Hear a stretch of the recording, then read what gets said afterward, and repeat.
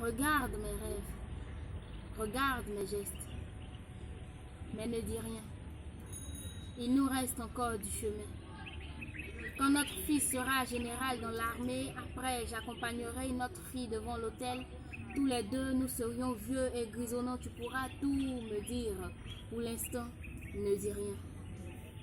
Comme un chapelet, elle égrène le collier qu'il lui a offert lors de leur première soirée et parle de lui tout le temps, qu'on a l'impression qu'elle arrose une rose qui a déjà fané.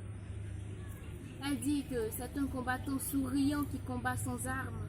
Elle souligne avec tant d'emphase le rôle héroïque qu'il jouerait s'il était encore en vie, que bientôt on assimilera son Joseph au héros, tombé au champ d'honneur.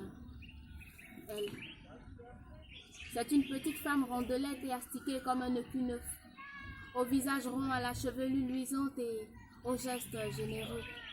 Si tu lui parles de Mahatma Gandhi, elle te dira que c'est son Joseph.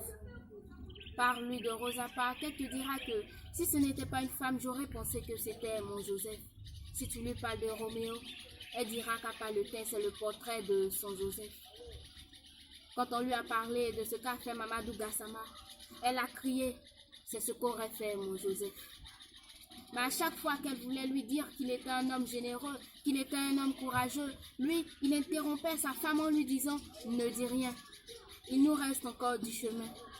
Quand notre fils sera général dans l'armée, après j'accompagnerai notre fille devant l'autel, tous les deux nous serions vieux et grisonnants, tu pourras tout me dire.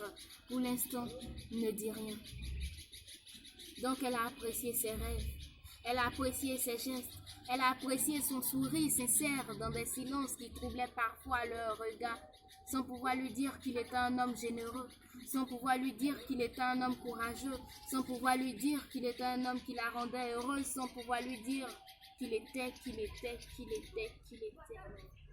Jusqu'à ce qu'il meure à 35 ans. Son fils en avait 10 et sa fille 7 ans. Aujourd'hui, son fils qu'il voyait général dans l'armée est sans emploi. Et sa fille, à travers les hommes qu'elle fréquente, elle recherche son papa. Quant à sa femme, à chaque fois qu'elle parle de son Joseph, on a l'impression qu'elle est une cuisinière qui ajoute un peu de sel à la mer. Donc nous on continue. On lui parle de Mahatma Gandhi. Elle s'écrit c'est mon Joseph. On lui parle de Rosa Parks. Elle dit que si ce n'était pas une femme, j'aurais pensé que c'était mon Joseph. On lui parle d'eux. Et elle s'écrit c'est mon Joseph. Demain c'est le futur. Et le futur c'est la seconde après. C'est que l'avenir c'est aujourd'hui. Alors laisse ceux qui t'aiment te dire ce que tu es. De peur qu'on va ramener à toi tout ce qu'on va voir quand tu ne vas plus être là. Pitié, laisse ceux qui t'aiment te dire ce que tu es. De peur d'en faire une deuxième. Madame mon Joseph.